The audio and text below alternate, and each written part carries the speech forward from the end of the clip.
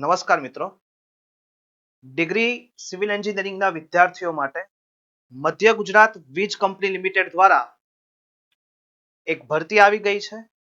આજે એ junior engineer વિશે આપણે સમજવું છે કે કેટલી જગ્યા માટે ભરતી છે, ક્વોલિફિકેશન કઈ હોવી જોઈએ, ઇમ્પોર્ટન્ટ ડેટ્સ એટલે કેટલા સમયની અંદર આપણે ફોર્મ ભરી શકશું અને સાથે સાથે એક્ઝામ પેટર્ન કેવી હશે તેના વિશે આપણે માહિતી લેવી છે.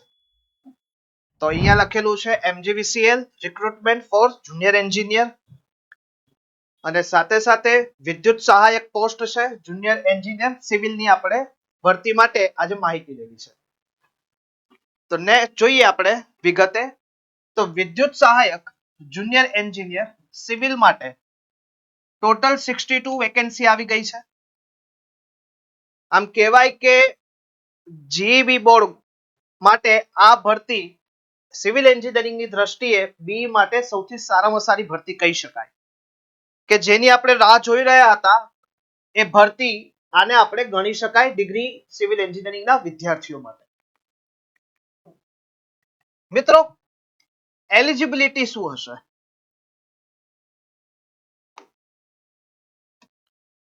તો ભરતી માટે એજ્યુકેશન ક્વોલિફિકેશન ખાસ ધ્યાન રાખશું. Candidate must possess degree through regular mode, કે 4 વર્ષનો જે રેગ્યુલર મોડ હોય એ પ્રમાણે ડિગ્રી આપણે ભણેલા હોવા જોઈએ. બી બીટેક સિવિલ એન્જિનિયરિંગ.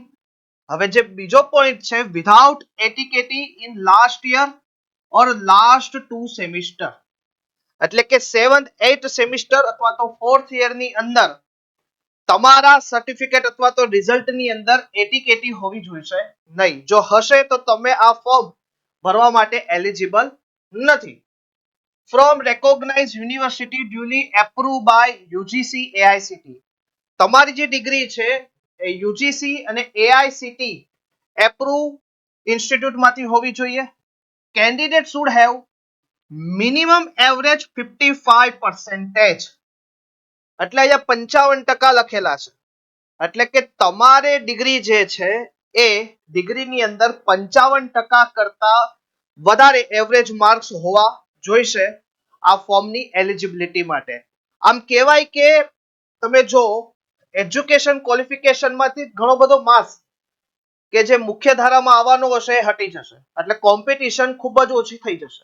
સૌથી પહેલા બીઈ બીટેક સિવિલ એન્જિનિયરિંગ. બીજો પોઈન્ટ, લાસ્ટ યર અથવા તો લાસ્ટ 2 સેમિસ્ટર ની અંદર એટીકેટી હશે તો અહીંયા ફોર્મ ને ભરી શકે, એ પણ એક માર્ક્સ જતો રહ્યો.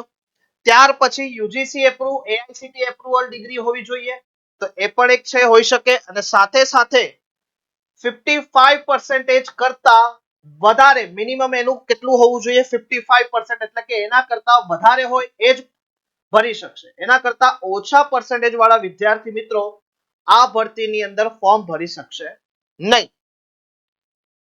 હવે 55% માર્ક્સ. હવે પાછું જો એક વસ્તુ અહીંયા છે, લાસ્ટ યર ઓર લાસ્ટ 2 સેમિસ્ટર્સ, એટલે કે છેલ્લા વર્ષમાં અથવા તો છેલ્લા 2 સેમિસ્ટરની અંદર તમારું એગ્રીગેશન 55% માર્ક થવું જોઈએ. એટલે તમારે સીપીઆઈ, એસપીઆઈ, સીજીપીએ એ તમારે ખાસ ચેક કરતું રહેવું અને ત્યાર પછી જ આ ફોર્મ માટે આપ એલિજિબલ થશો કે નહીં એ જાણીને જ પછી ફોર્મ ભરવું.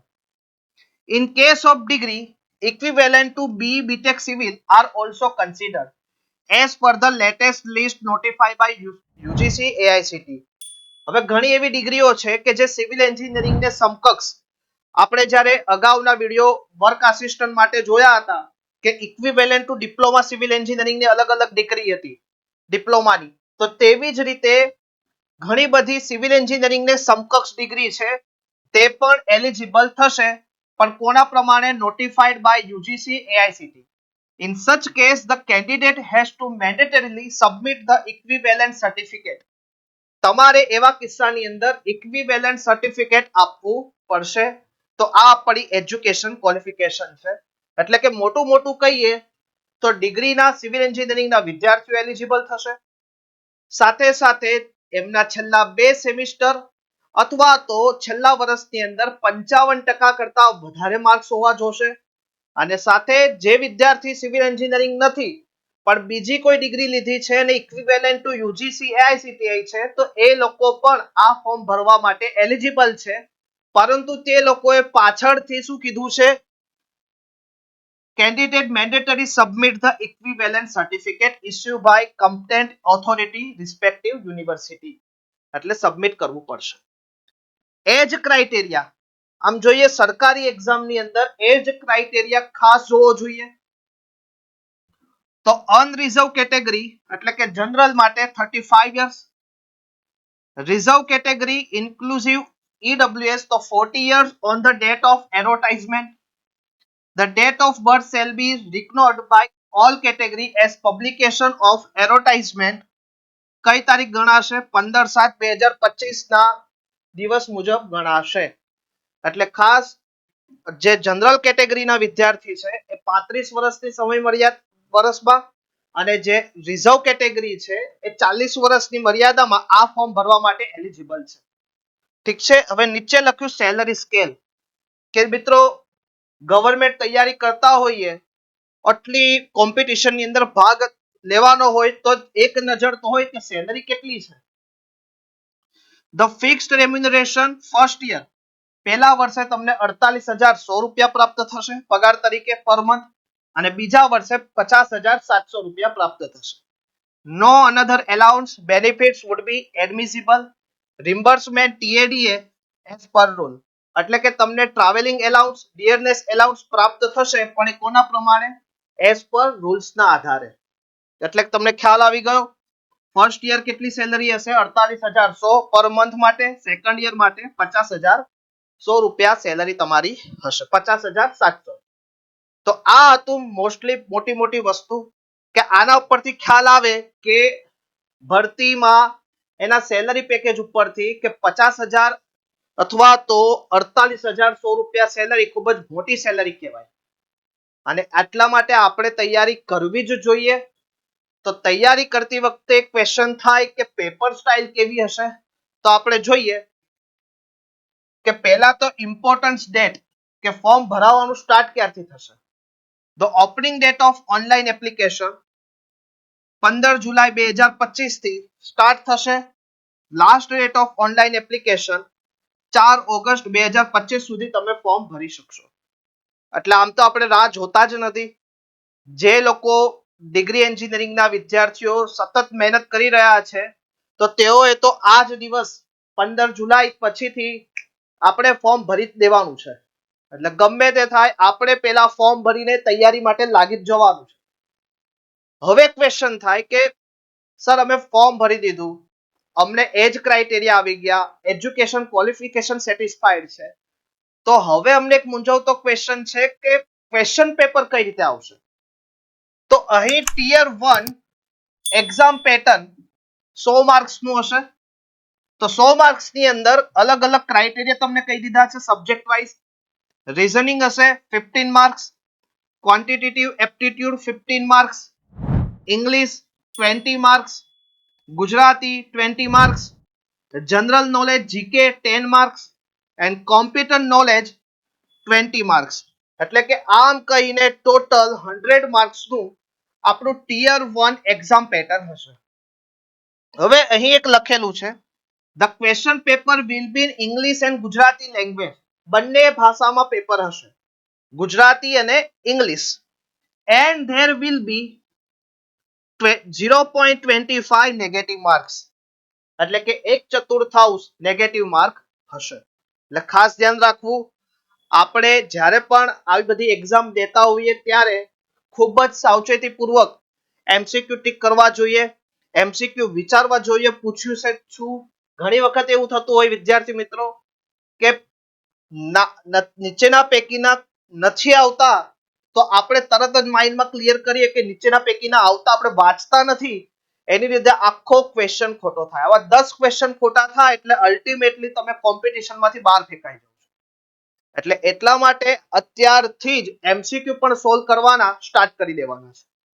નેક્સ્ટ આપણું ટિયર 2 એક્ઝામ પેટર્ન એટલે કે 100 માર્ક્સ ટેકનિકલ માટે હશે. અહીંયા લખેલું exam syllabus basics of civil engineering માટે તો કયા subject? Soil mechanics and foundation engineering, design and construction, building including RCC, raft foundation and pile foundation. એમ કહેવાય કે deep foundation and shallow foundation both. તો એના વિશે ભણવાનું થશે. બિલ્ડિંગ એન્ડ સ્ટીલ સુપરસ્ટ્રક્ચર, આ ઉપરના બે ટોપિક કહેવાય કે ફાઉન્ડેશન ને ડિઝાઇન કન્સ્ટ્રક્શન. તો સબ સ્ટ્રક્ચર અને સુપરસ્ટ્રક્ચર. એન્જિનિયરિંગ મેથેમેટિક્સ પણ અહીંયા કન્સિડર કર્યું છે મિત્રો. Structural engineering, construction materials, management, concrete structure, steel structure, water supply system, sanitation, waste water, rain water harvesting, water proofing and drainage system. આમ જોવા જઈએ એક એક લાઈનની અંદર 3-4 સબ્જેક્ટ કવર કર્યા. તમને એમ લાગશે કે કન્સ્ટ્રક્શન મટીરિયલ એટલે આખું બિલ્ડિંગ મટીરિયલ ભણવાનું. એન્ડ મેનેજમેન્ટ તો કન્સ્ટ્રક્શન પ્રોજેક્ટ મેનેજમેન્ટ આખું આવી ગયું. કોન્ક્રીટ સ્ટ્રક્ચર એટલે કોન્ક્રીટ ટેકનોલોજી અને concrete structural 1 and structural mathematics 2. અને સાથે સ્ટીલ સ્ટ્રક્ચર તો એડવાન્સ સ્ટીલ સ્ટ્રક્ચર ડિઝાઇન પણ અંદર એડ થઈ ગયું. Water supply system, water supply sanitation, waste water, rain water harvesting, water proofing and drainage system, sewage treatment plant SPT and treatment sewage water, construction of transmission tower. આમ કહેવાય કે structural analysis ની અંદર transmission tower નું foundation and transmission colonies, accident prevention and safety aspect, right to information act 2005, minimum wages act, payment of wages act, EPF, miscellaneous provision act, Bombay shops and establishment act, employees compensation act 2010. એટલે કે rules પણ તમારે આ લોકો કન્સિડરેશનમાં છે. એટલે તમે જોવો કે એક જ સ્લાઇડ ની અંદર આખું સિવિલ એન્જિનિયરિંગ લઈ લીધું એવું લાગે છે. એક પણ ટોપિક ટેકનિકલ નો બાકી રહેતો નથી. એટલે ટેકનિકલમાં તમારે કવર કરવા માટે થોડી વધારે મહેનત કરવી પડશે. પણ બાકી રહ્યું હતું તો છેલ્લે આખા વેજીસ પણ લીધેલા છે. આ તમને લાગે કે એક veggies payment of wages act, EPF, miscellaneous provision act, Bombay shop act, તો આ બધા એક્ટને ભણવા માટે ઘણો બધો સમય જશે.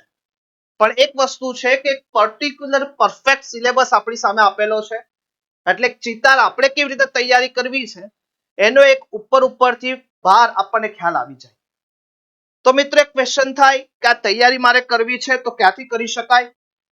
તો આપના દ્વારા જણાવતા આનંદ થાય છે કે સંકલ્પ એજ્યુકેશનના માધ્યમથી હાલમાં જ સામર્થ્ય 2025 બેન્ચ લોન્ચ થઈ ગઈ છે.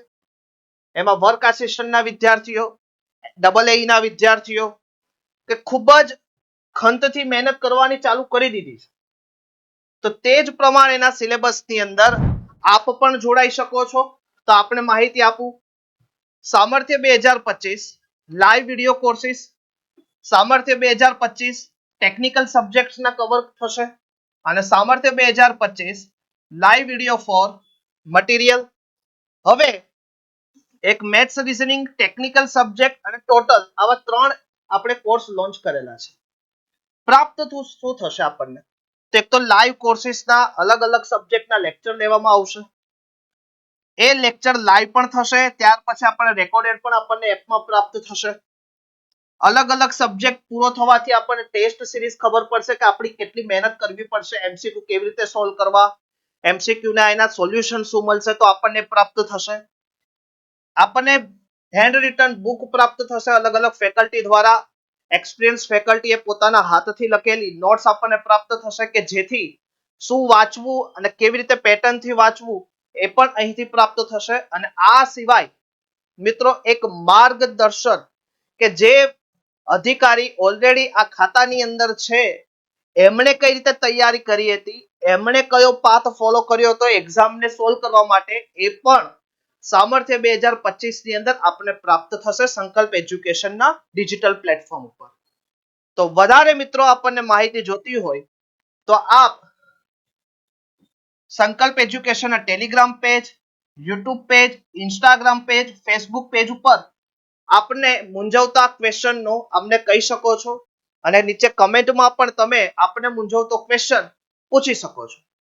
અને સાથે સાથે વધારે ઇન્ફોર્મેશન લેવી હોય તો અમારા મોબાઈલ નંબર દ્વારા 99,797,9003 ઉપર કોલ કરીને આપ વધારે માહિતી આ એક્ઝામ રિલેટેડ પ્રાપ્ત કરી શકો છો.